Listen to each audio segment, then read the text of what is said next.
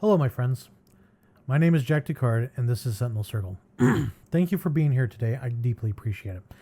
All right, so we're going to read another article that paints men's problems, and I appreciate their honesty in this article, but these articles always present the issue from a woman's perspective, and God, I really wish that they would just knock it off. But let's go ahead and transition over there. Young men are struggling. What does this mean for young women?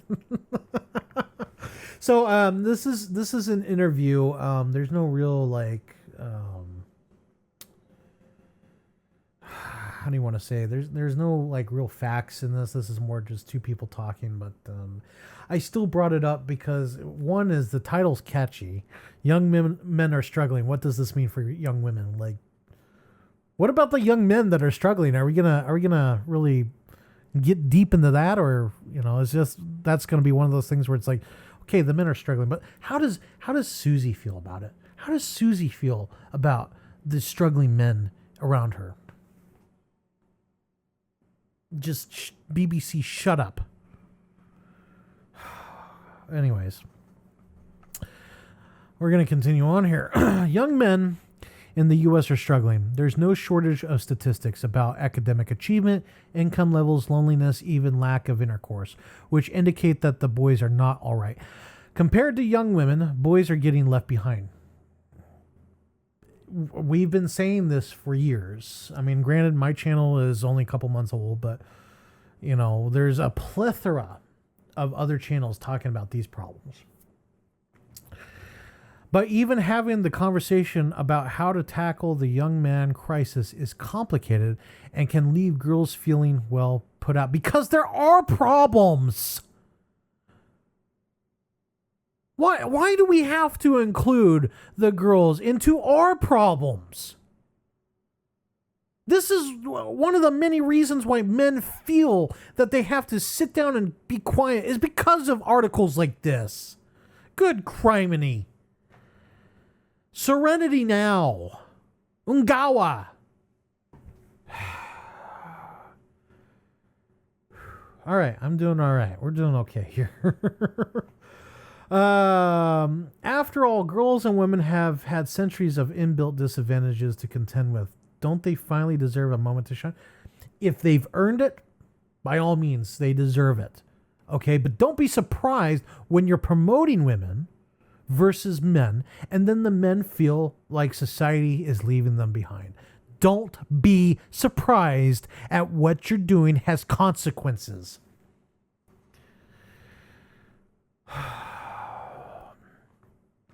Anyways, add in the bad actors online, those who try to spin the plight of struggling young men into a zero-sum rallying cry of for vengeance against women, and the conversation becomes trickier still. Okay, I mean that sounds very loaded, but sure. That's all we want is vengeance. We want red sticky stuff in the street. Is that really what you think? I mean, seriously, if we wanted vengeance, you would see it. The fact that, we still have society outside is a testament to how calm and collected men as a whole have been. It's a testament. It's the same thing with they sit there and say, well, there's a epidemic of firearms. Well, if there really was an epidemic of firearms, a country of 300 some odd million, there's 200 million gun or firearms out there. And the fact that there aren't as many problems as there could be should be a testament to the calm, to the collection of the men, of the firearms owners. Just making points here, ma'am. One person trying to bring the discussion into a more positive space for young men and women alike is Scott Galloway. I think we've talked about him before. I could be wrong on that. A professor at NYU who's become a media powerhouse in recent years. He hosts several podcasts, including Lost Boys, which debuted debut. Oh God. I'm sorry. Certain words I struggle with. Debuts in May. Okay, that's debuts now. It should be like debut. Debuts in May. He's now counseling the. Okay. He's now counseling the Democratic Party on messaging around boys and men. And he has a new book coming out this autumn titled Notes on Being a Man. Shut up. Just shut up. You know, the DNC really left men behind. And I understand that there's a panic now. You know, that, Orange Man is rallying the angry incels to start a revolution. But no, that's not what it is. You've demonized men. And then you're surprised when men don't vote your candidate in. Like, it just blows my mind that we got to make this political. Like, we're not, how many paragraphs are we in? 1, 2, 3 paragraphs in, and it's now political. You know? Like, okay, fine. That's fine that you're trying to counsel the Democratic Party on branding, which, good luck, good luck on that. I don't think it's going to work. Because I think men collectively have agreed that the issues have transcended left v right. I think all men can agree that these issues are not a left versus right issue. They're a men's issue specifically. But hey, I'm just some guy on the internet. What the freak do I know? I wanted to talk to Scott about what's going on with young men today and how all this affects the lives of young women. Jesus Christ. Yeah, like, forgive me. This is just somehow women's issues here, We had a really thought-provoking conversation. You can watch or read more of it below. We're not going to watch the video. I'm not going to entertain that. The fact that I clicked on this article is bad enough, but we're not going to entertain the video. Below is an excerpt from our conversation, which has been edited for length and clarity. So I'm gonna be as respectful to these individuals as possible. Okay. I'm not going to use funny voices to do that. I think that's going to be distracting, and I'm trying to be more serious. Okay. You want comedy? There's comedy here, but we're trying to do thought-provoking, serious stuff because men's issues are serious. Okay. Kathy K, set out the landscape for me on why you're looking at men, what the crisis is as you see it in the mental and physical health of young men. Scott, look, the data is overwhelming. 4 times as likely to end themselves, 3 times as likely to be addicted, 12 times as likely to be incarcerated, record levels of depression. We're raising the most obese, anxious, and depressed generation in history. For the first time, a 30-year-old isn't doing as well as his or her parents were at 30. Women are making more money in urban centers under the age of 30 than men. And, by the way, I think it's a wonderful thing. Oh, geez, Scott, I'm glad you think that. I think it's a sign of victory, and there's also more women-owned single homes than men. I don't think we should do anything to get in the way of that. No, okay, so I will agree with, Scott here. It's good that women are doing good, okay? I'm not going to sit there and say that, I'm not going to sit there and take anybody's accomplishments away, okay? If a woman owns a house, great. A man owns a house, great. I don't particularly want to own a house. That's not my bag, okay? Let's see here. Women making more money, yes, okay, fine, great, as long as they're getting paid what they're worth. I'm okay with that. I'm okay with all that. I'm not sitting there saying that men need to be, or women need to be in the kitchen, men need to be out in the job. I'm not saying that, okay? Everybody should live the way they want, okay? Everybody should. But don't sit there and tell me that they're doing good by themselves.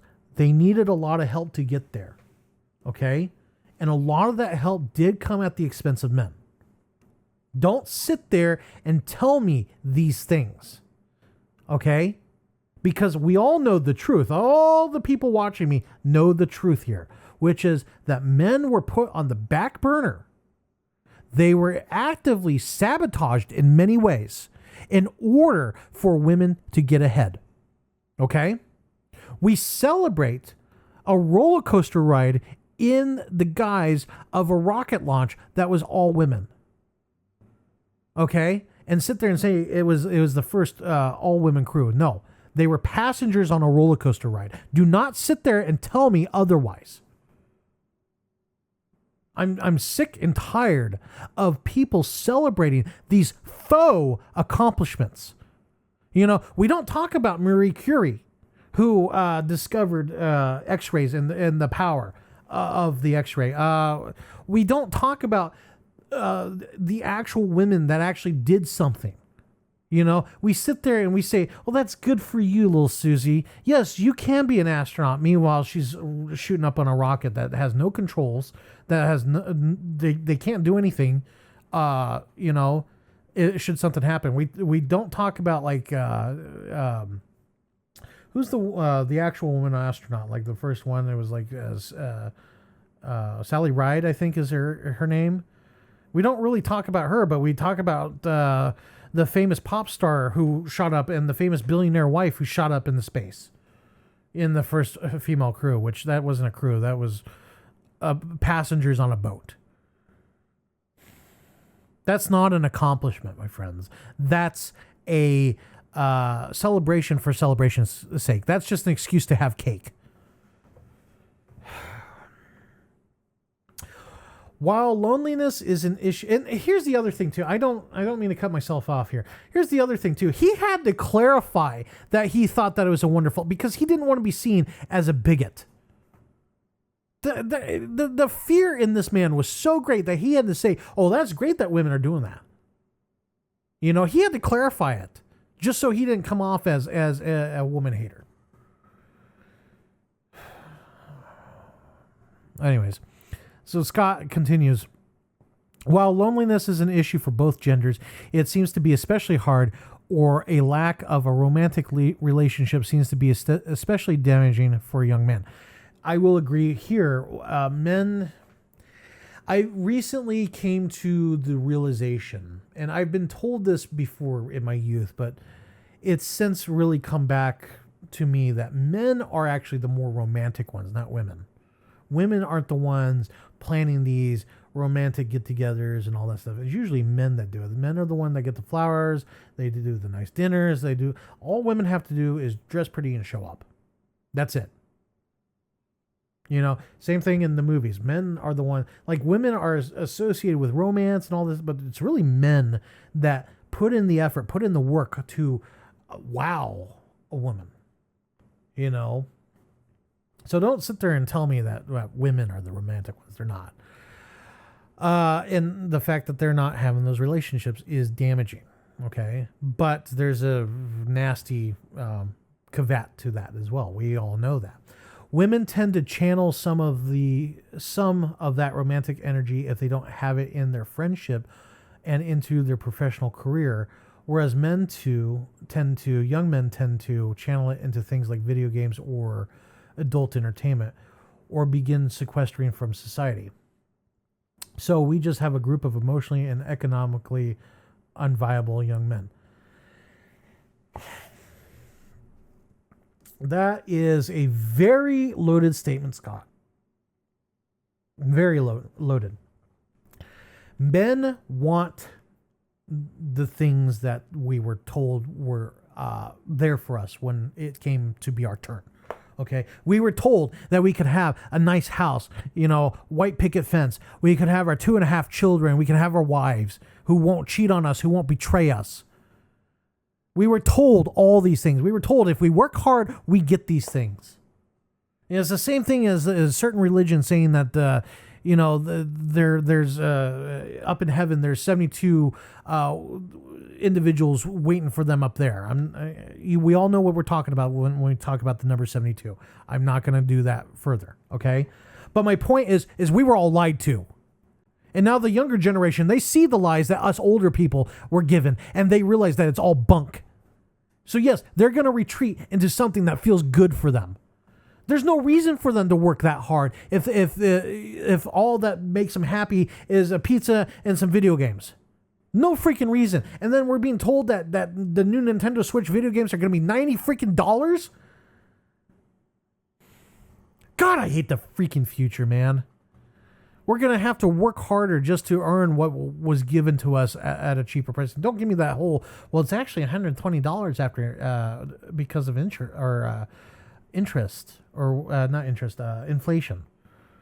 You know, they're saying that Nintendo 64 games were actually the equivalent of $120. Okay, well, that's freaking great. All right, but it was still like, I remember there were $20 games back then.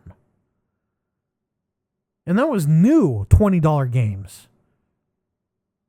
So don't give me that trash, Scott, or anybody else. Don't give me that trash.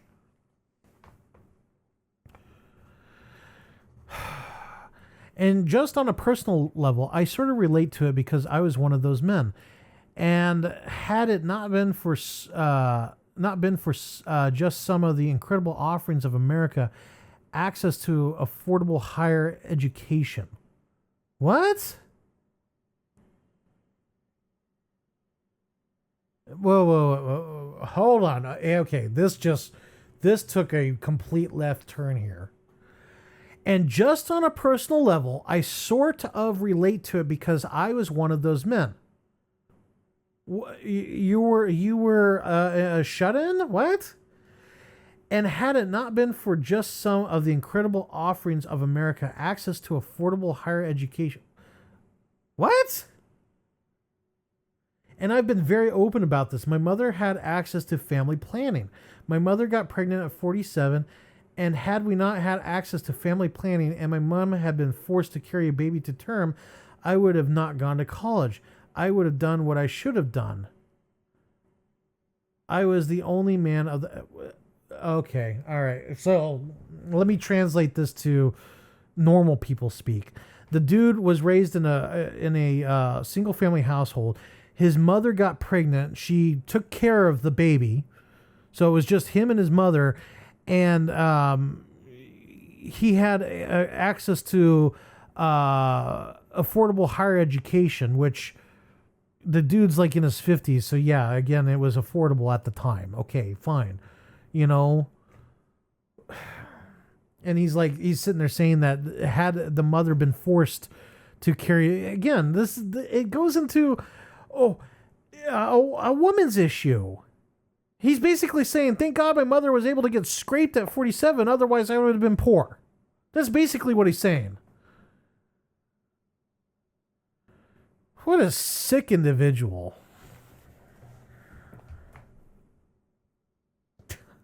I'm sorry, but this is just...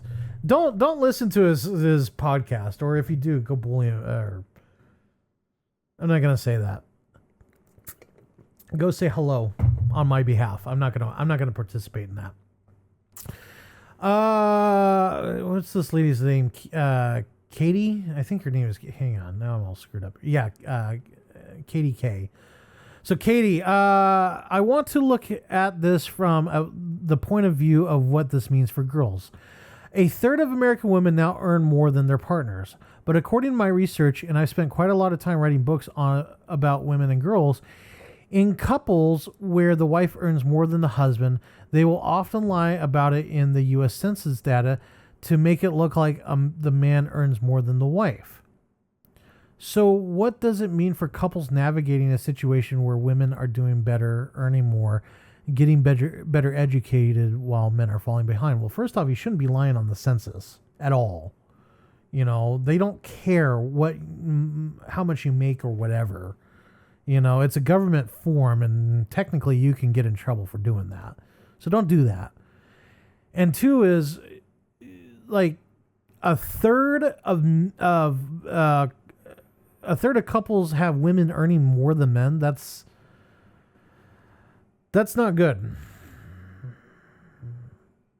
That's really not good. So Scott, he says, men have not kept pace in terms of picking up the slack. Shut up. Men have not kept up the pace of catching the slack. Shut up. If they're not adding as much economically, they are picking up the slack emotionally or logistically or domestically around the house. Pardon me. Are they? It's a question. Are they picking up the slack emotionally or logistically or domestically around the house? And the reality is the man's contribution to the relationship in general has not kept pace with the woman's ascent and increased contribution. So basically what he's saying is even though statistically speaking, women occupy higher paid office jobs, men who work hard in the field in whatever industry that it's physical labor, they're not picking up the slack. So they come home, they're exhausted, and then they're expected to do like chores, which, I mean, look, men, if you're not doing chores around the house, you're doing something wrong. Okay, try to do, if you're in a relationship, try and do stuff around the house. Okay, that's only fair. If you're like, I've seen videos where the man walks by the baby and then says to the wife, "Hey, baby's crying, go do something about it." That's a piece of dirt. Okay. If you see a baby crying, go comfort the baby. Do your job as a father. Okay. Don't be an absent father. But at the same time, like, if you're working your rear end, sweating in 100-degree heat, yeah, you're probably going to be exhausted compared to the woman who's doing Excel spreadsheets and a PowerPoint presentation in a comfortable office, sitting down all day, and it's just not the same. Okay, so shut up with that.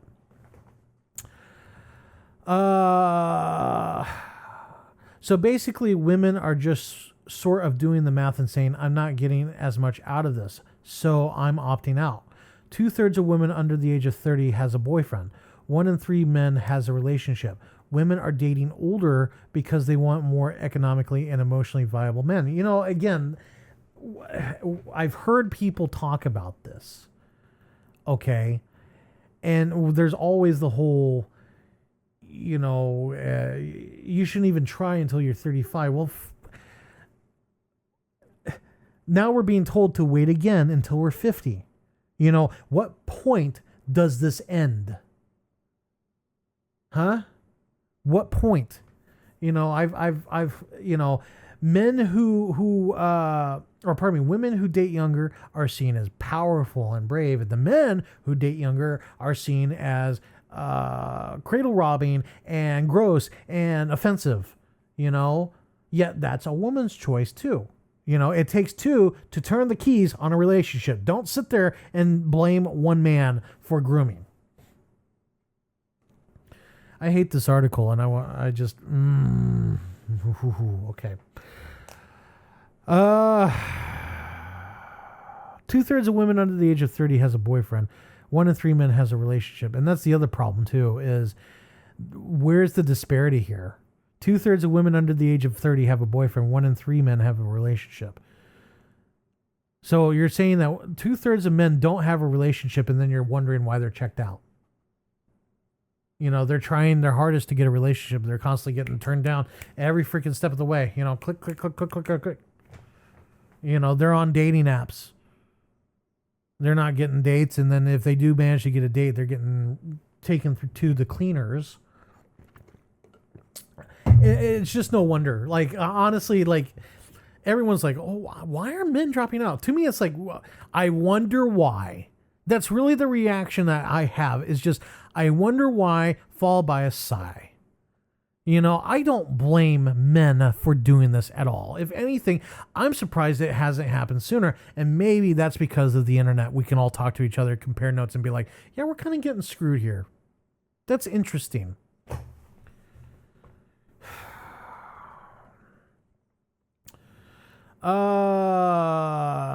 Katie, part of me gets very depressed by this conversation. Scott, tell me about it. Shut up. Katie, does this just not work then? Is it zero sum that if women are going to progress financially and educationally, somehow it's not going to work between men and women? I will agree there. Yeah, I firmly agree with that. There's going to get to a point where it's just not going to work. Scott, I think there are solutions. I think we should do nothing to get in the way of women being financially independent. I think it's wonderful, and women at the end of the day should not have to lower their standards. That's a very loaded statement, Scott. Thank you. They should be able to reap the rewards of their hard-fought victories. The fact that they work harder, that they have better executive function, they're doing well in school, they're footing their skills to an information-age economy. Good for them. Go, girl. Way to go, sister. Do nothing to get in the way of that. Shut up, Scott. Shut up. You might want to just bend over and like prostrate yourself at this point. Like seriously, shut up. This is the definition of a weak man, by the way. I mean, I'm not going to sit there and say that I'm not happy for women, but I'm not going to sit there and say, go girl, way to go, sister. Yeah. Just present the facts, sir. Just be done with it. Okay. He's really like afraid of coming off as a sexist in this case. That's really what it boils down to. He's afraid that he's going to get a label in this interview. That's how much fear this dude has. At the same time, I do think there's a series of programs which would level up young people in general that would create a more economic viability, such as if two people get together, they're economically viable. And right now, that's not the case.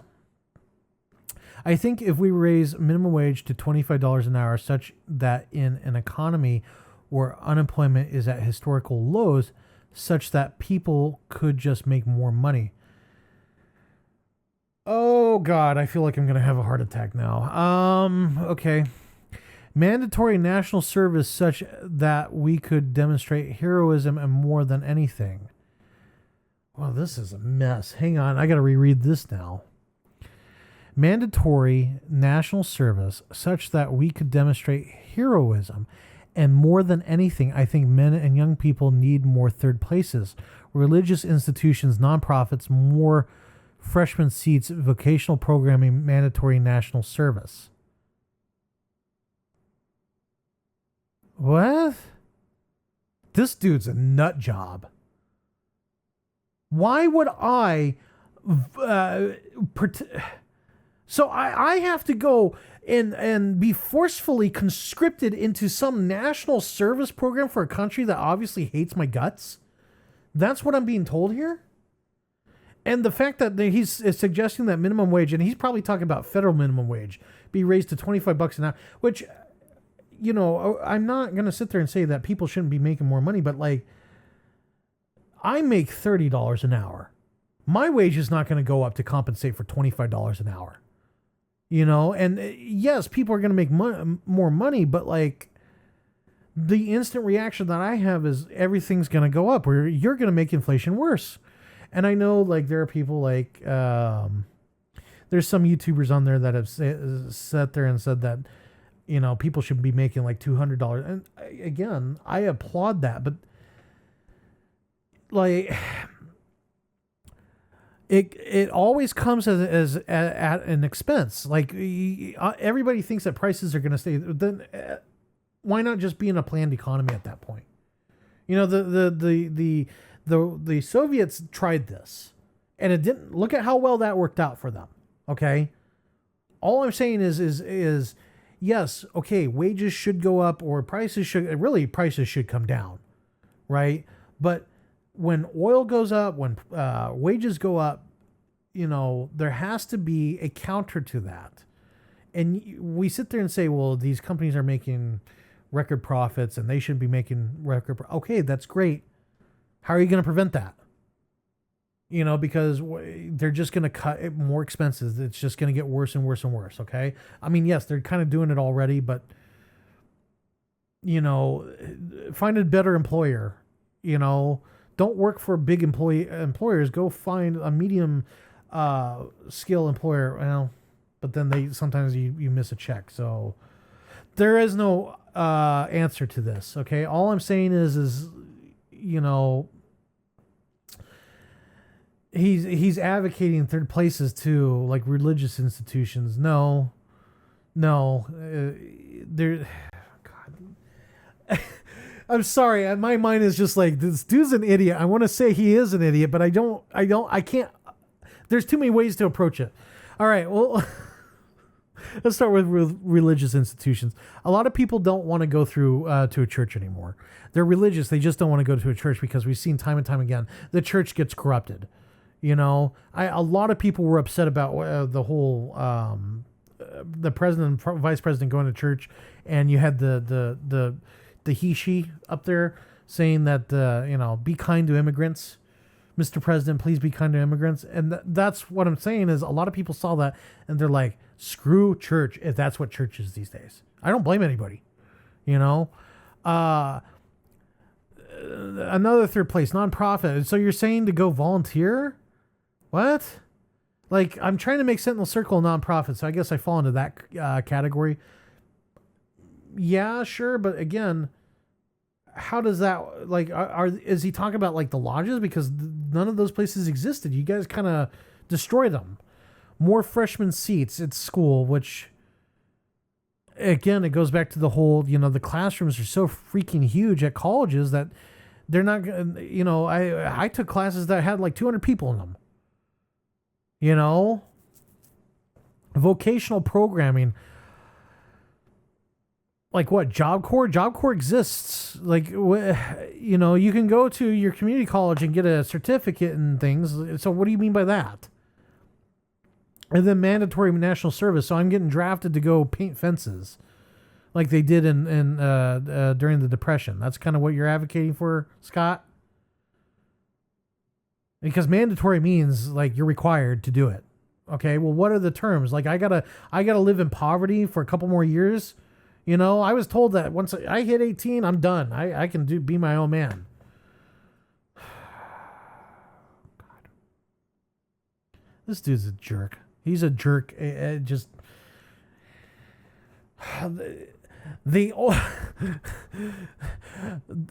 an idea is so bad that only an intellectual can have them. Yeah, that really, like, Jesus criminy. I'm blown away by how psychotic this guy is. Let me throw out a very provocative idea, and this is Scott again.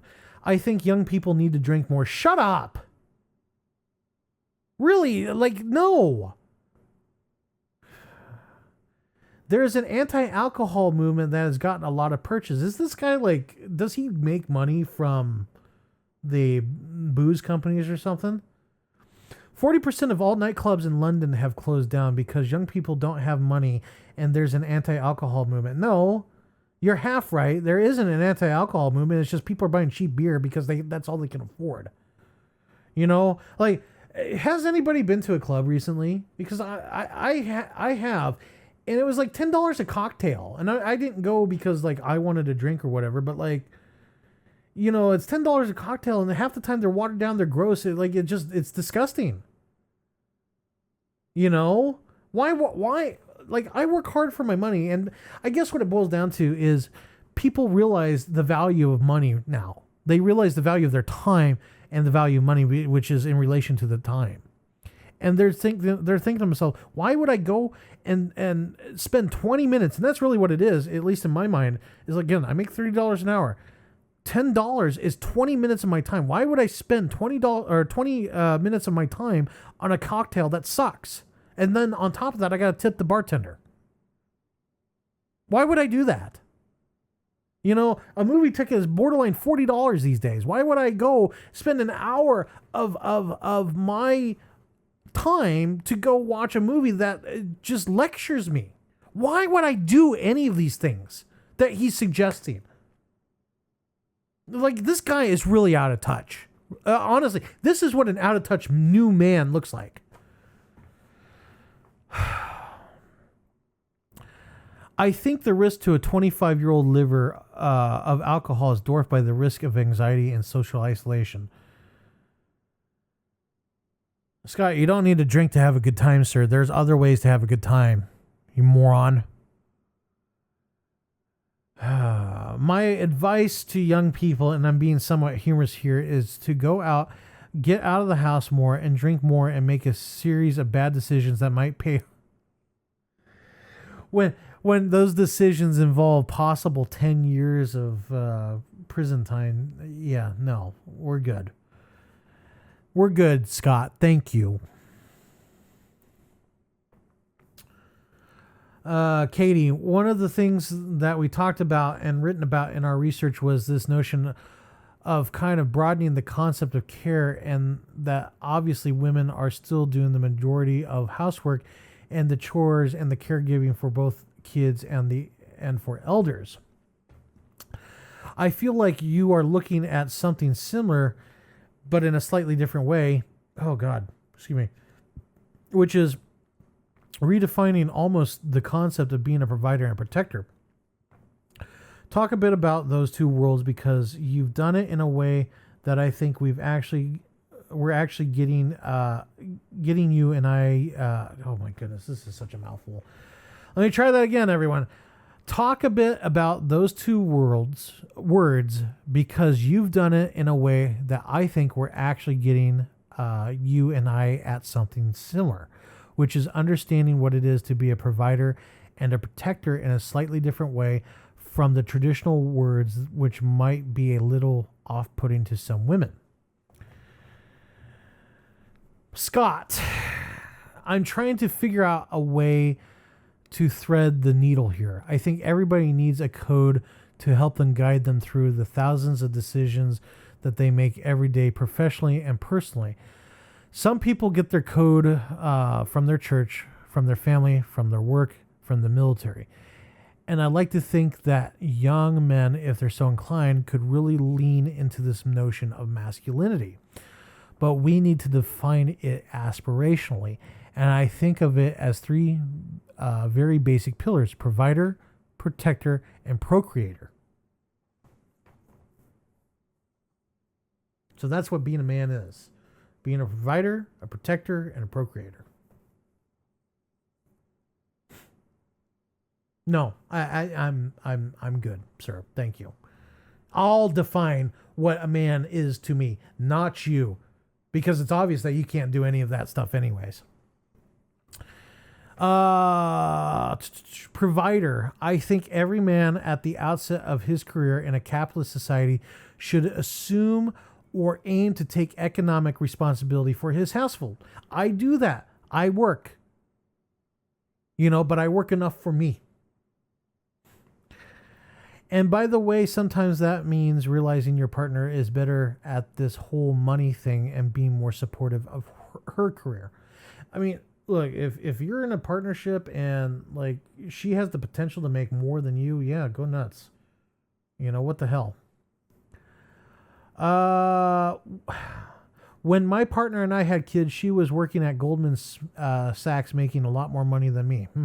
I wonder. So I stepped up. I was home for bath time. I organized the house because I realized how important economic responsibility was for the house. And that again, if that works for you, Scott, by all means, make that money. That's what you want to do. Oh, God. Okay, here we go again. When I had this conversation 5 years ago, and this is the little quote here. When I had this conversation 5 years ago, I was called Andrew Tate with a graduate degree. I was called a misogynist. Scott, dude, I'm calling you. If you were called a misogynist, then Jesus, I am worse than you. Okay, like you are.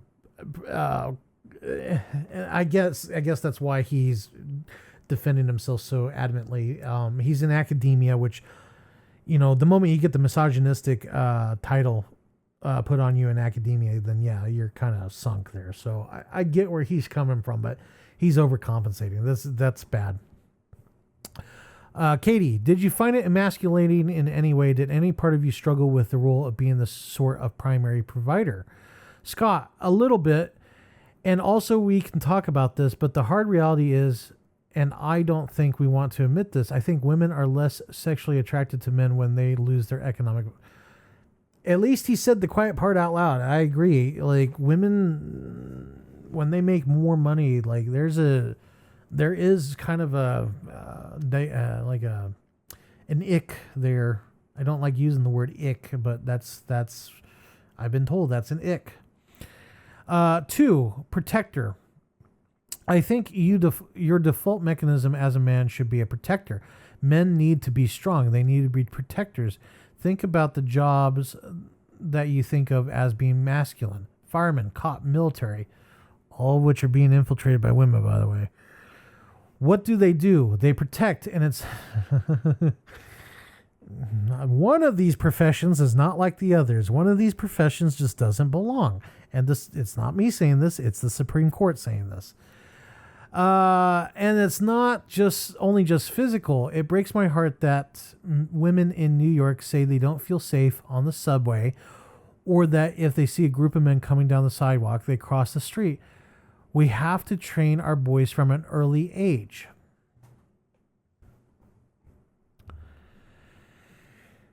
Okay, so again, this is let me put it to you this way, and I've had this argument many times. Okay, yes, sure, train boys. But that being stated, there is a certain element out there that prey upon the weak. They prey upon people because they feel they do whatever. Okay, there's this and I don't mean to be crude here, okay? There is this art project where they take the clothes off of those who've been abused, intimately abused, and they put it up there. And some of the artifacts are heinous. The two that strike out to me, one was a diaper, okay? And the second one was obviously a young girl's clothes. Okay. So I'm not going to get into the whole argument about, you shouldn't have been dressed provocatively, whatever. Okay. What I'm going to say, and this may not be popular, but I'm going to say it, is don't put yourself in that situation, if you're capable of that. Obviously, if you're young and you're in an abusive household, there's nothing you can do. Okay, yes, you can talk to an adult and get that process going, but it's for kids, their whole world is the parents, and if the parents are pieces of dirt, life is cruel, it's evil, there are bad people out there, okay, and it sickens me. We have a gentleman by the name of John Walsh. He was the host for America's Most Wanted. The only reason why he's in that position is because he himself was put into a very difficult position that no parent should ever go through, which is he lost his son. Okay? All I'm saying is it's hard to really be like this, because I do recognize that, dressing provocatively is not like just an automatic, oh, well, you dress like, pardon the vernacular, a slut. You kind of had it coming. I'm not going to sit there and say that. But when you get so intoxicated and white girl wasted, you put yourself in a very vulnerable position where those things can happen. Okay. That being stated, we saw with Daniel Penny what happens when you protect those around you and yourself on the in a situation where it could get dangerous. They're gonna drag you through the mud. So why should I destroy my life to protect others when that could happen to me? And I know the whole, it's better to be judged by 12 than be carried by 6. I get that. Okay, fine. If it's such an imminent threat that, like, you really are more likely going to pass because of it, then you have to defend yourself. Don't get my blessing for, like, do what you got to do to protect yourself. Okay. Like, basically treat it as you're one of 3 monkeys, trying to get on Noah's Ark, and brother, it's starting to rain. Like, you better fight like that. But my point is why as a man should I be the automatic protector in that situation? Because honestly, we've seen what society feels about protectors. I'm good. I'm not doing that. So Katie says, well, that is physical. I mean, that is what we're afraid of, which I know women are afraid of, because statistically speaking, men are stronger than them and they can be overpowered, especially a group of men. I get that. Scott, 100%, but I think it's more than that. I think being a man is when people are gossiping and criticizing other people behind their back. Your default mechanism as a man is you defend that person. So what he's saying is if there's gossip about a person, you should, and honestly, I will agree with you there. Part of your job as a man looking out for other men is speak up for someone who can't speak up, you know. But I don't blame anybody for not wanting to do that, because again, you're opening yourself up. Unfortunately, we live in a society where you should always look out for number one, and that number one is you. In my case, me, and in your case, you. Always look out for yourself, because too many people are looking to take advantage of other people. I really hate this article.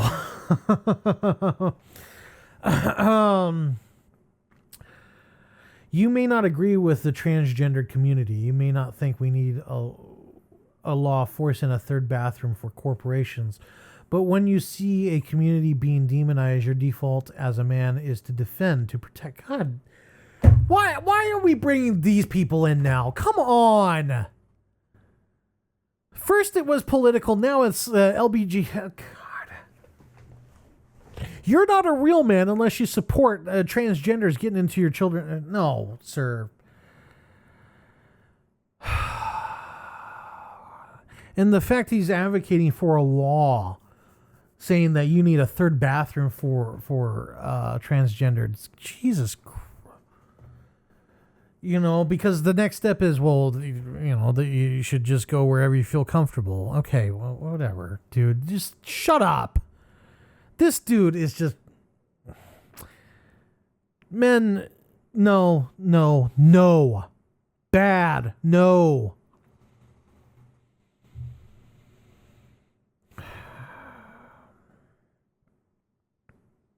Okay, so let me, because I lost my place now. We protect, and then let me go to the third thing, procreator.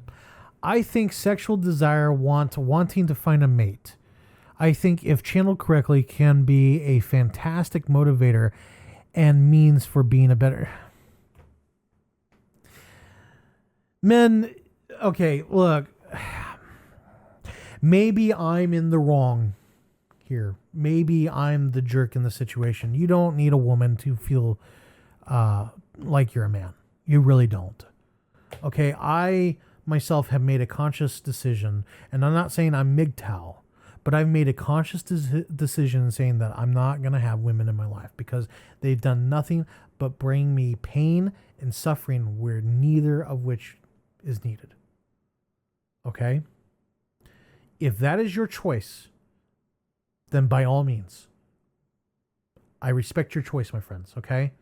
However, this man says that I need to have a woman in my life to be a motivator. So he's telling me that I need to be having a woman who wants to destroy my life in my life.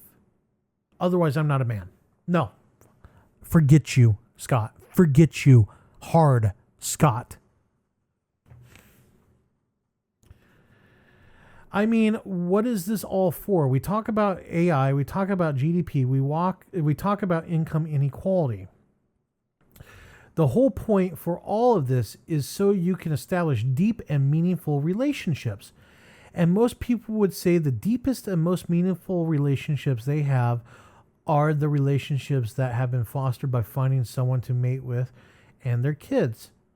I mean, I'll ask you, what is the most rewarding thing in your life?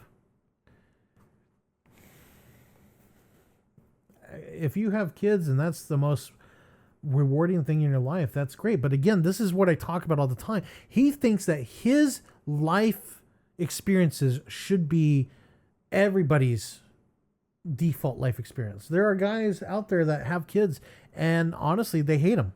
They hate the fact that they had kids. They hate their kids. And it's sad. It's tragic. You shouldn't hate your own children. You shouldn't resent having children. But that's the world we live in. I at least acknowledge the fact that there are guys out there that are like that. I don't like the fact that they exist. Okay. I really wish that, because it does reflect on the child. The child picks up on the fact that you don't want him around. They know it. They see it. And I see what happens when those kids go through it. And it destroys those children.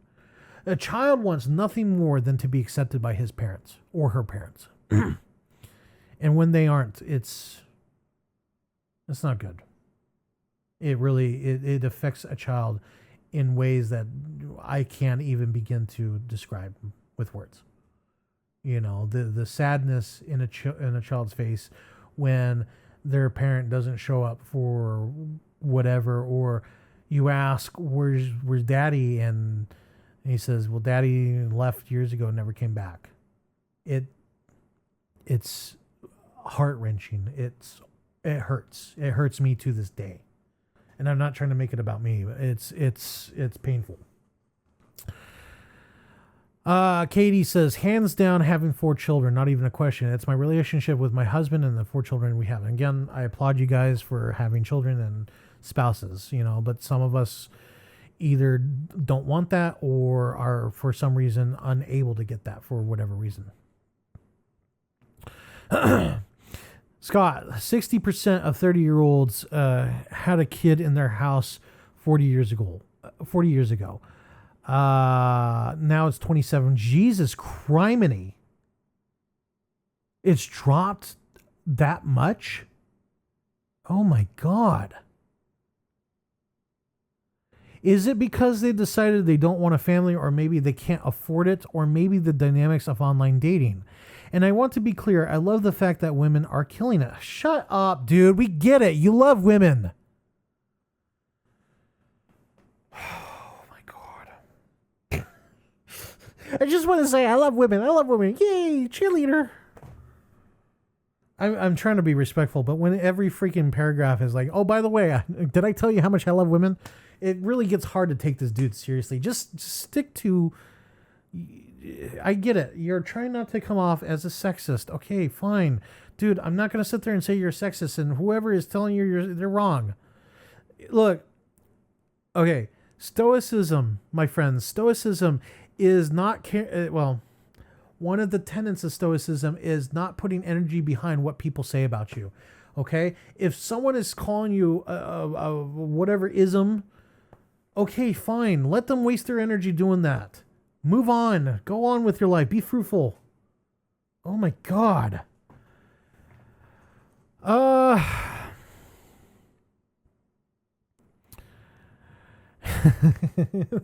Here we go again. And I'm not asking women to lower their standards. You said that multiple times. I'm asking us to raise the viability to level up all young people. Okay. Oh my God, this is just aggravating. I'm enjoying myself. Is everybody enjoying themselves? I'm enjoying myself.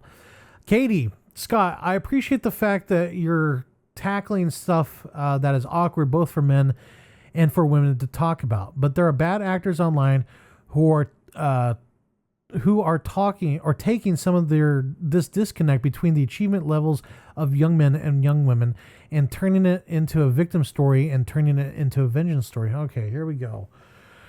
All right, guys, you want to see how long it takes for Andrew Tate to be brought up, even though he's already been brought up once in this article? A lot of my women friends, and particularly younger women, have said to me in recent months, God, we feel like we had 2,000 years of disadvantage inbuilt. Why 2,000? What? Like, Cleopatra was like years even before Jesus. What? Okay. We were finally getting ahead, and now we're being put back in this box again. How do you navigate that? 2000 was like Christ. So like we're going to ignore the other 10,000 years of human history? Like, what? Okay. Well, first off is to acknowledge that the gag reflex is understandable and natural and maybe even makes sense. Because from 1945 to call it 2005, America registered unbelievable prosperity and economic growth. Okay. And all of that prosperity was crammed into a third of the population, specifically white dudes born heterosexual. God, now we got to bring race and gender into, well, gender has already been brought. So, okay, we got the trifecta: race, gender, and sexual orientation. We got the trifecta now. Like, we're talking about men's problems, and this is the result. Like, this is aggravating, guys. Like, I could write an article 10 times better than this, and I don't even write articles. I hate writing like that. So my generation just registered massively unfair prosperity. Scott, you can easily give your job up and like give money to someone who's less fortunate than you, sir. You could easily do that, you know, but instead you choose to have this podcast and be a professor at NYU as a white male, you know. So much for white guilt, Scott. You could easily just resign your position since your wife works at Goldman Sachs. And honestly, she should give up her position because her position at Goldman Sachs is taken away from a person of color. Scott, you know, why don't you preach or practice what you preach and give up your positions of power and authority and money to those less, you know, who don't have as much? I would like a job at Goldman Sachs. I would like your position at NYU. You know, I'm not doing as well, Scott. You know, there's plenty of people out there that are not doing well that could use your position, Scott. I always acknowledge the majority of my successes is not my what? I always acknowledge the majority of my successes is not my fault. Oh, Lord. So it's understandable that people say, okay, you've got a 3,000 year head start and now your hair's on fire when men aren't doing well. Oh, God. I shouldn't be judged by the time in which my ancestors lived. But here we are. You know, I should be judged on my merit, my achievement, my sins. But because I was born with a certain pigment, certain genetics, I have to endure this crud. But what I would oh God, hang on. I'm sorry. I've been going for about an hour. This is kind of agitating and aggravating. But what I would urge is the following. Empathy is not a zero-sum game. If you go into a morgue and there's 5 people who died by self-deletion, 4 are men, and you know who wants more economically and emotionally viable men? Women. I'm starting to lose my energy here because like this is just draining. Oh my goodness. We want to be economically and emotionally viable too, Scott. The problem is we're being put on the back burner, Scott. Our country and our women are not going to continue to flourish unless we have more viable. There are plenty of viable men out there. They're sitting on the sidelines waiting to be unleashed, Scott. But the problem is the society that we live in, the social structures that we live in have determined that men who would prosper under the right circumstances should be put on the sidelines, Scott.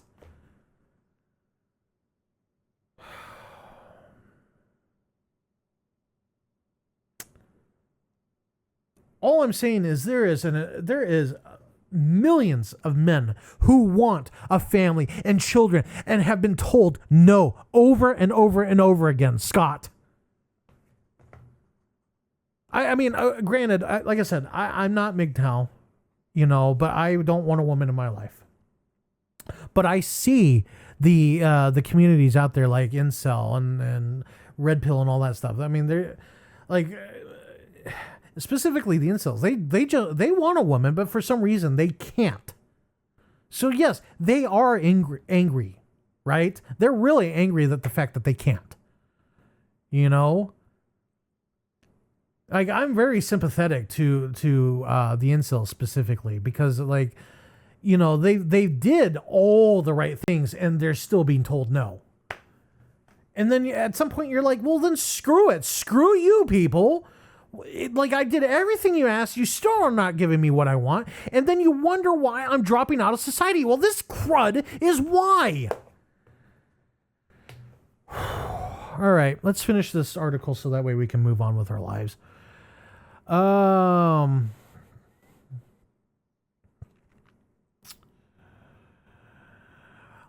also just to recognize a 19-year-old male, maybe his mother's addicted to opiates, his father's incarcerated.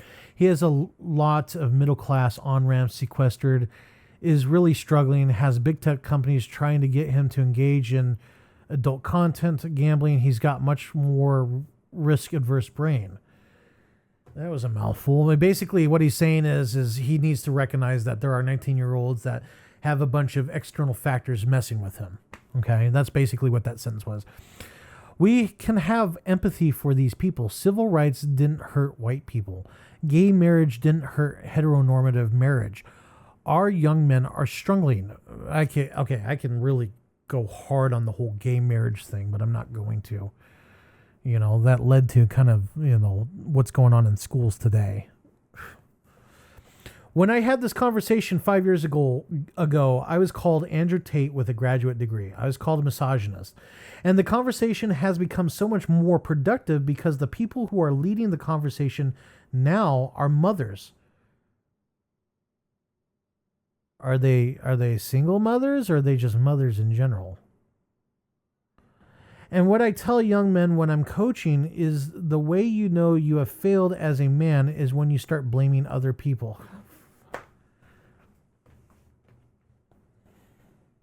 You start blaming women for your lack of sexual prospects, and you start blaming immigrants for your economic problems. That means you have jumped the shark and you have really lost the script. Shut up, Scott! Like, seriously, oh my God. Like, it's easy to sit there in your air-conditioned office and your $100,000 job as a professor with tenure. You probably have tenure, my friend, which means you can't even get fired. So you're obviously going to be there as long as the university there is there, and as long as they're getting funded, that's going to be there. You don't have anything to worry about, my friend. But I live in the real world. I have real problems. I could lose my job tomorrow, and it's there's nothing I can do about it, you know? And I'm terrified to lose my job tomorrow because if you notice, the freaking economy is not doing so well, and there's not people really hiring, Scott.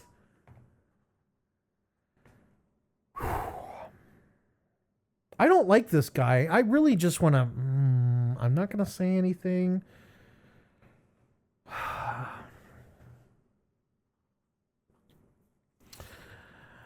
Okay, last one here. So there is an aspirational form of masculinity, and I'd like to think it'll be a fantastic code for young men. But it all starts with empathy. This is not a zero-sum game. Women still face huge challenges, but we can also acknowledge our young men are struggling and they need our help. All right. I'm sorry that took so much time. I'm stunned. I am absolutely stunned at this individual.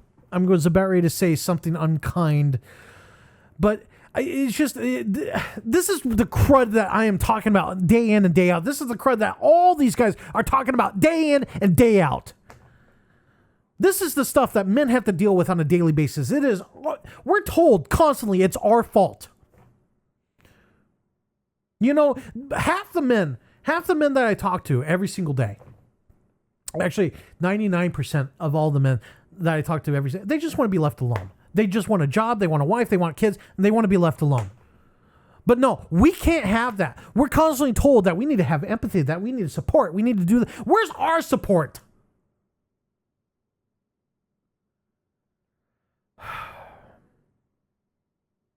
All right. I'm gonna go take a break.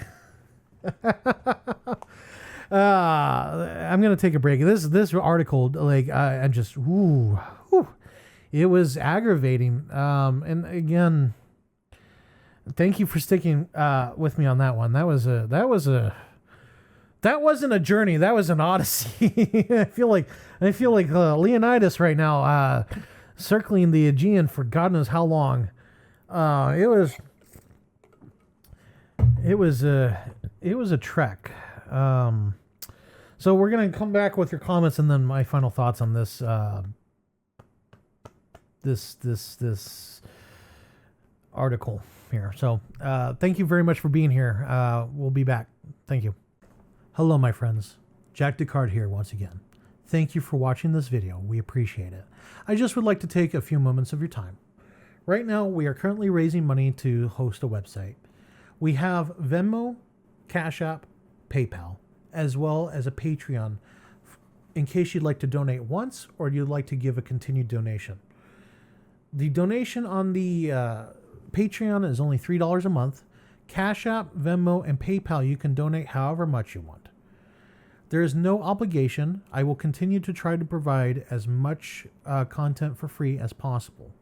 Once the website is up, we will use that as a hub for all Sentinel Circle related activities, including local meetups, as well as online meetups, online discussions, and videos. So again, if you could go and donate to either Cash App, Venmo, PayPal, or Patreon, all the links are in the description. We appreciate everything you have done for us. And if you can't donate, we still ask that you like, subscribe, and share. All these activities do help even in the most insignificant ways. If you do donate, you will be immortalized in our videos and the website. Thank you very much for your time. I appreciate it. Now back to our scheduled program. Welcome back. Thank you for coming back here. We appreciate it. And we're going to go straight into your comments. So we got two comments right away from NCK4888. The first one is dating apps are not the way to go. That's where desperation and loneliness goes for some quick satisfaction. But then again, I've never used these apps because I found my special woman. Well, Nick, I'm going to be honest with you. I'm glad that you found your special lady. It's not a lot of people can say that. And I know, like, you know, you've gotten some heat for that from certain individuals.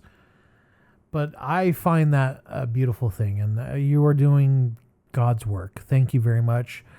Dating apps, yeah, it's really a game show at this point. That's what dating apps are. It's gambling. You know, you get that high with connecting to someone, and it becomes a numbers game. You know, we're told. It's like a casino. You try and game the numbers and make it work for you, but the house always wins, my friends. The house always wins at the casino, and the dating apps, you're paying money for what? Just for the chance of being talked to. A little better chance, but it's insurance. You're not getting anything out of it. You know, actually insurance, you at least get something out of it. You know, whereas the dating apps, you get nothing out of it. So don't even bother wasting your time with it, my friends. It's not worth your time. Find something more productive, more meaningful in your life than that. Okay? And again, this was for an update video. He says, yes, sir. Well, thank you, Nick. I appreciate that. Rusty Rivers, he was talking about the chat about why men stay silent. Rusty, thank you very much for being there at the end, and hey, thank you very much for listening to it. I appreciate that, man. You know, I don't expect people to listen to lives like that. So every little bit helps. I appreciate you being here and really talking to others. Thank you so much, my friend.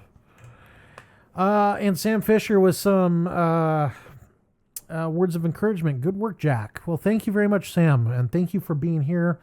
Your presence it's continually appreciated. Thank you so much. Okay, so we're going to go ahead and You want the final thoughts? So the first one is, I find it funny how, and honestly, like looking back at it, we really probably should have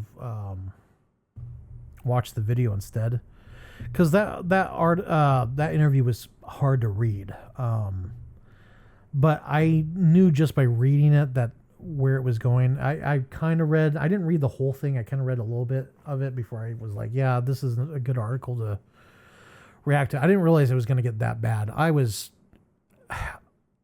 honestly like, a lot of articles don't get that reaction from me. But that article really upset me bad. You know, this guy, he's sitting there talking about how he's trying to help men be more manly. And what it boils down to is he's falling into the dichotomy of what society wants men. Because his whole thing is a man should not be his own man. A man should be what society wants him to be, which is a protector, a provider, and I don't remember what the third one was. Protector, provider. I don't remember. I can look at it real fast, but men should be their own men. You know, if you want to be a beach bum and you can find a way to make it work for you, then by all means, be a freaking beach bum. You know, but we shouldn't be forced into this box.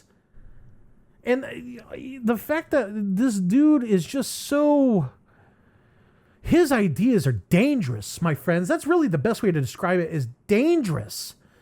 Like, he's talking about $25 minimum wage, which we've seen. Look, I'm from the West Coast. I've been through a couple of wage increases. My wages never went up because of a minimum wage increase. The only thing that went up was prices. You know, I went from being able to get a Big Mac for like $5 to like, it was borderline $10, and in the case of San Francisco, $15. You know, that's what a minimum wage increase does. And then I have to spend more money when I'm not getting a cent more, and I have to make hard choices. Now, again, I'm not saying that those who make minimum wage should be stuck at $7.25 an hour struggling. Okay, that's not what I'm saying, but it affects everybody. Inflation affects everybody. You know? And then again, he constantly had to tell everybody, it was protector, provider, protector, and I'm going through the article right now just to see if I can find that third one. Provider, protector, and now I can't even remember what the second one was. You know what? It doesn't matter. The three tenets of it. Here, let me do it this way. 3 times. Provider, protector, and procreator. That's what it was. He's basically saying that as a man, our expectation in life is to provide, to protect, and to procreate. Then I guess I'm not a man. Like, here's my man card. Take my man card.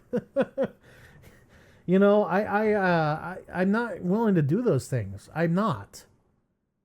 You know, I've been in long-term relationships that never panned out. I realized real fast that I don't have the ability, because I've taken care of people, and I'm talking grown people with agency, and I could barely function at that. Okay, and if I had to take care of a child where I get no breaks for the next several, I couldn't do it. Like, mentally, physically, I couldn't do it. And I know there are some people out there that are like, you know, they want those things. And all I'm going to say is be careful what you wish for, my friend. You know, I think the people who watch me, I reference specific YouTube channels, so they know who I'm referencing, is Be careful what you wish for. Your life is not going to magically get better because you have a woman in your life. Your life is never going to magically get better when you have kids in your life. If anything, if you're all not on sure footing already, you're going to get into a lot worse situation, and you already have problems with certain demons that you reference in your videos all the time. Again, I'm not specifying one specific YouTube channel over another, but there are people out there who think their lives are going to be infinitely better if they have a woman and they have kids, and like it's just like Disney magic. Woo! You know, confetti's going to come out of the sky and be like, oh, life is going to be... No, it's not. If anything, it's going to be infinitely worse for you. Okay?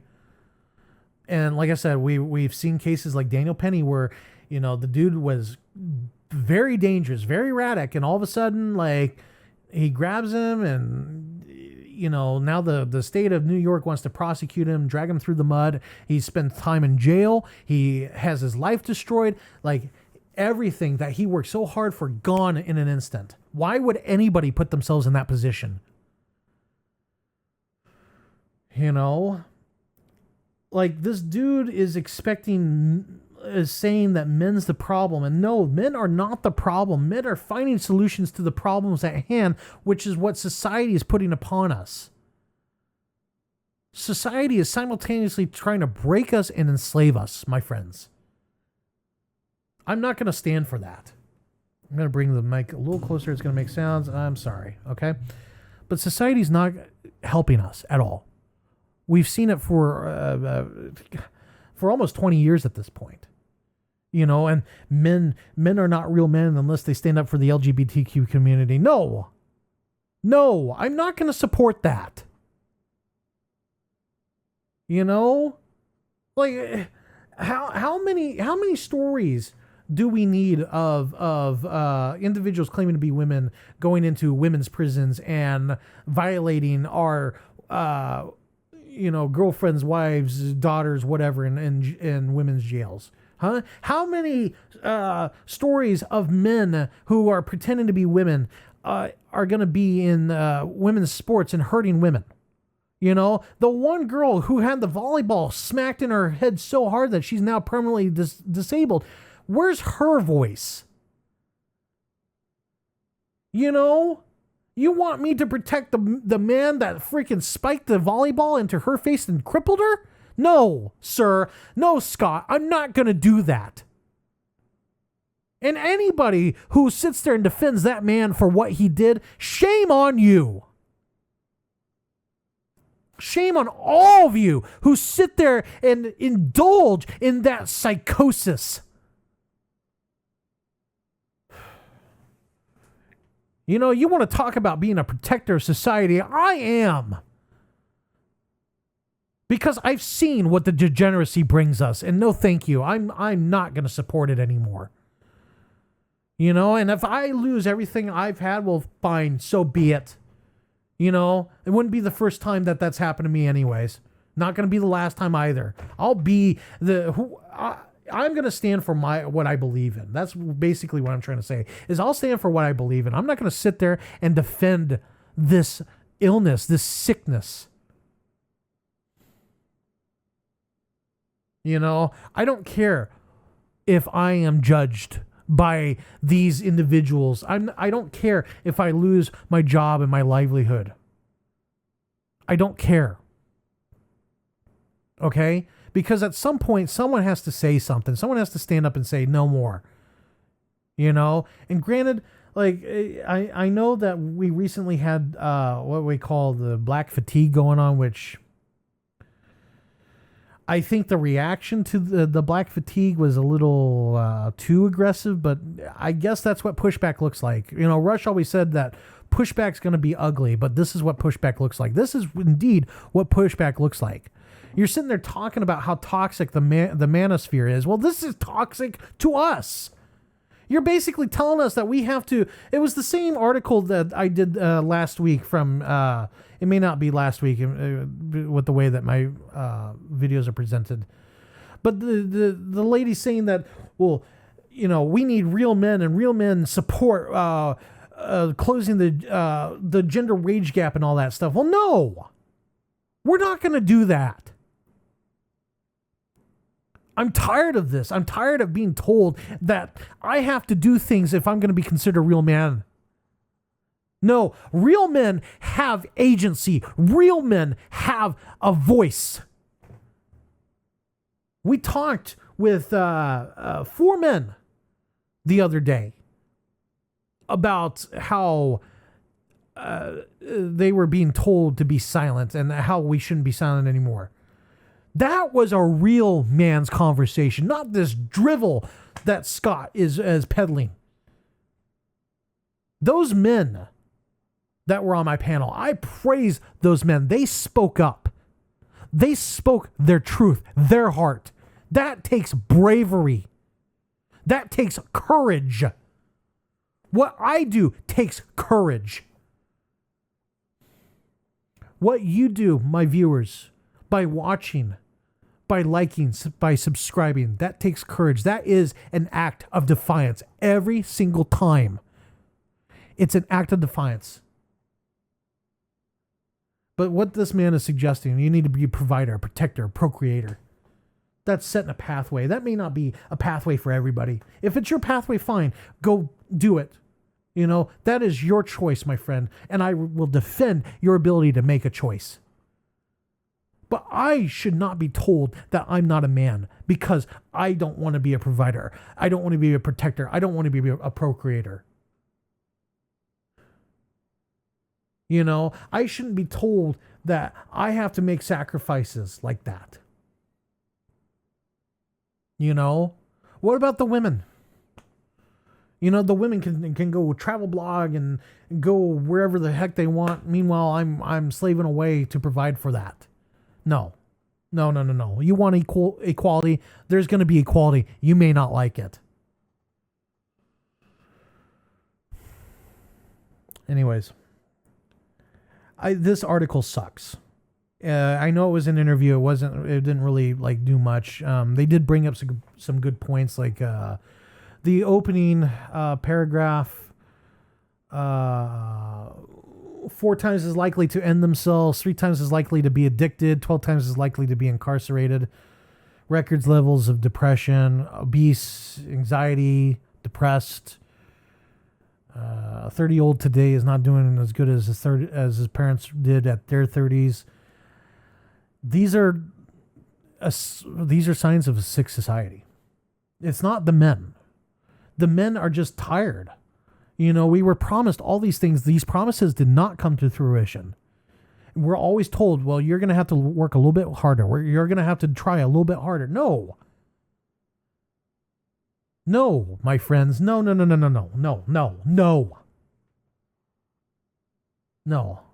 If I have to do that, then no. I choose to make that decision. I tried to do the right thing. I wound up in jail. I had my freedom taken away.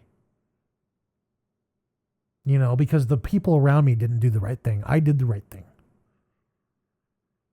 And I've been trying to do the right thing for years and it just never panned out for me. So no. I'm not doing it anymore. I am here because I care about men. That to me is right.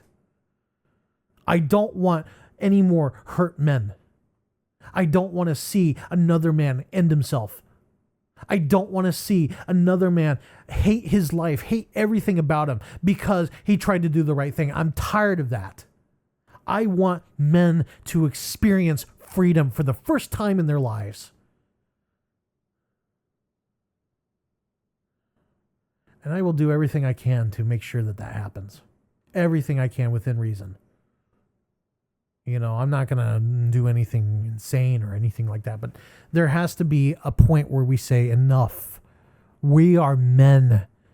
We have hopes and dreams and desires. And it's time we have our own voice, not to be told to sit down and shut up because the women are talking, because the minorities are talking, because the LGBTQ community is talking. You know, you came and took our spaces away from me. You came and took our jobs away from us. No more. And to sit there and say that, you know, we shouldn't, we should blame ourselves and not the environment that we were raised in. No. No, we have every right to blame the environment that we were raised in. Okay? It's hard to find a job out there right now. It's hard to pay for bills. I'm struggling myself. You know, I'm struggling because I had emergency bills that came up that I was not planning on. And it's wiping me out. It came at the worst time. But I will get through it. I am strong. I am a man. I will figure it out. I will do whatever I can to get this taken care of. You know, and I know I'm not alone in this. I know there are men out there every single day who is going through struggle. And my friends, if you're going through struggle, come here.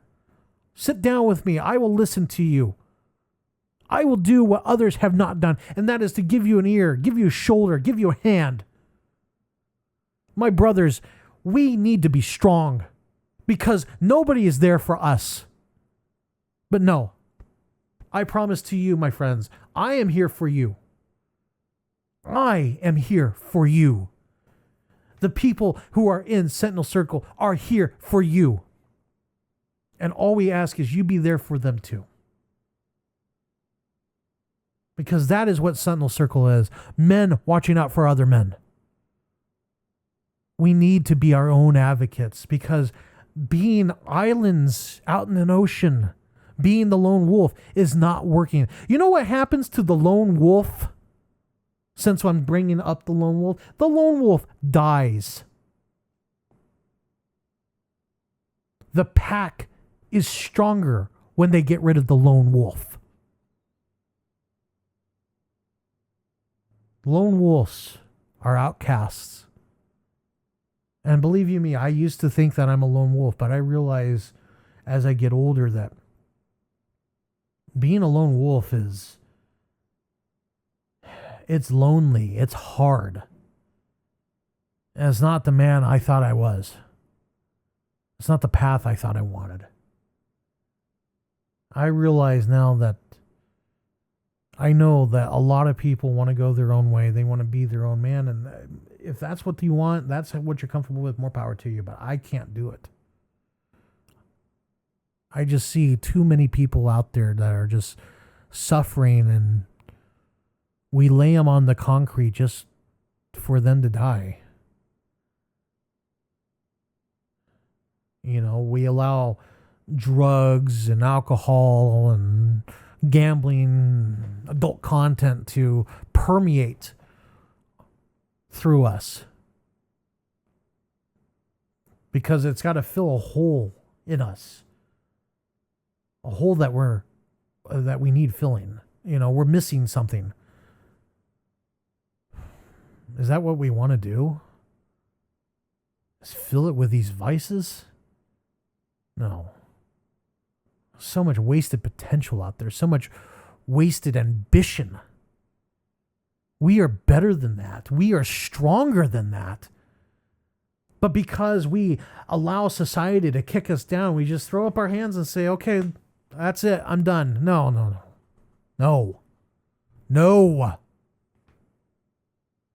We just need a way to harness that, to drive us in a direction.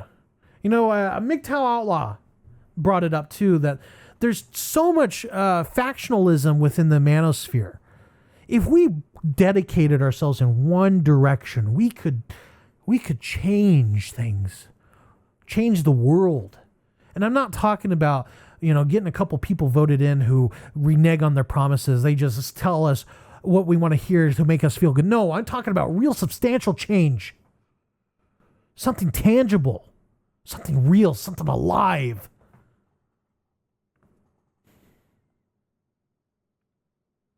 Because we can't do this anymore. We're going to go through what, another generation of boys who turn into men who are going through this malaise? I don't know about you, my friends. I can't do that. I can't sit on the sidelines anymore. This is me getting off the sidelines. Yes, I know. Okay, I'm some guy with a YouTube channel just talking away, chat. But when I have the resources, and again, please donate to help. But when I have the resources, I want to do something better for us as men. I'm not here to get rich.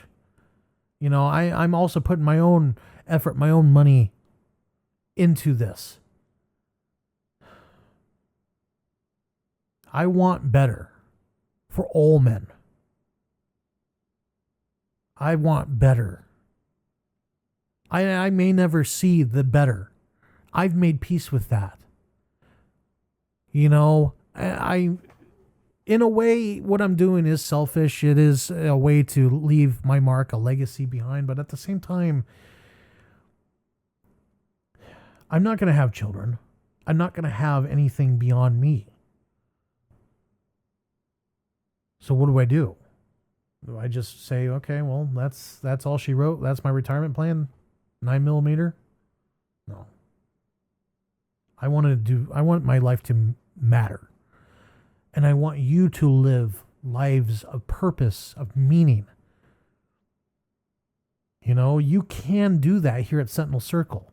There are millions of men out there who don't know about the manosphere, who don't know about what's going on out there. You know, when President Trump went on Joe Rogan, we saw the reaction, and that was still just a small percentage of what's possible. You know, we can do great things. I mean, for God's sakes, our ancestors built the Panama Canal. They built a whole country out of nothing. And we're just going to sit there and say, yeah, okay, whatever. That's all she wrote for us. No, I'm not doing that. And I know I'm going to get pushback on it too. They're going to be like, well, what are you suggesting? Well, what makes you different? I can't give you that answer. All I can say is that, what are you doing? You know? Are you just kind of going through life as malaise? Are you just kind of like going to work and then coming here and then listening to me talk? Or are you going to do something about it? Do you want to do something? Because I want to do something about it. I am doing something about it. This is the best way I know how until I can do something more. But what are you going to do about it? Are you just going to sit there and watch YouTube videos and say, yeah, I agree with that? And then go to the next YouTube video and then just endlessly scroll over and over again? Or are you actually going to do something about it, my friend? You're actually going to stand up and say, yeah, I'm done. I'm going to do something real, tangible. Everybody here needs to ask that question. Everybody. Because there's going to be a point where we're going to find out real fast if the answer that you come up with at this moment is viable. I just hope that it's not too late by then.